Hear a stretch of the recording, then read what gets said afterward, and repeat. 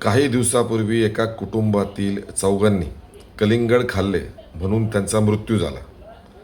पण त्यानंतर अशी अफवा पसरली अख्ख्या महाराष्ट्रामध्ये, ज्या बळीराजानं छातीचा कोट करून सगळ्या कुटुंबाला उन्हातान्हाचं, ऊन वारा पाऊस सगळं सहन करून त्याच्या शेतीमध्ये पिकवलेले असतील ते कलिंगड घेऊन तो जेव्हा मार्केटला येतो, पण त्या बातमीमुळं असं झालं, कुणीही त्या बळीराजाकडे किंवा त्या बळीराजाकडून जे व्यापारी घेतात, जे आपल्या स्वतःचा उदरनिर्वाह त्या गोष्टीवर करतात, त्या व्यवसायावर करतात, अक्षरशः त्यांच्या व्यवसायावर वरवंटा फिरला.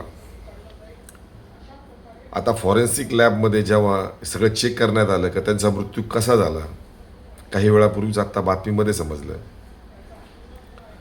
फॉरेन्सिक लॅबच्या रिपोर्टनुसार त्या कलिंगडच्या आधी त्यांनी झिंक फॉस्फाईड, जे उंदरं मारण्याच्या औषधामध्ये वापरलं जातं, त्या औषधामुळे त्यांचा मृत्यू झाला. त्यांनी जे त्यांच्या तोंडाची जी चव गेली होती, त्या तोंडाची चव घालवण्यासाठी त्यांनी जे टरबूज खाल्लं, त्या टरबुजावरचे जे दाताचे सॅम्पल आहेत त्यातून ते सगळं निष्पन्न झालं.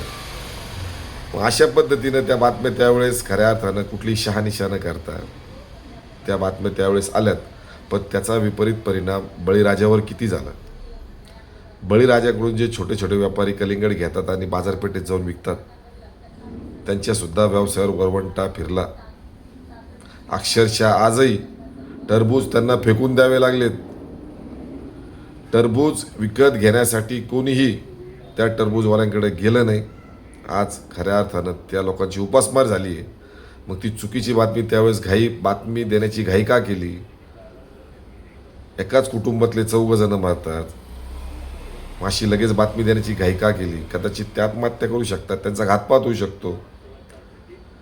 मीडियानं सुद्धा अशा बाबतीत या प्रकरणामध्ये थोडंसं थांबूनच मग बातम्या द्यायला पाहिजेत, कारण याचा परिणाम बळीराजावर झाला. आणि जे बळीराजाकडून जे छोटे छोटे व्यापारी आहेत, जे टरबूज हे कलिंगड घेतात, ते जाऊन बाजारपेठेत विकतात, आज त्यांच्यावर आत्महत्याची वेळ आली.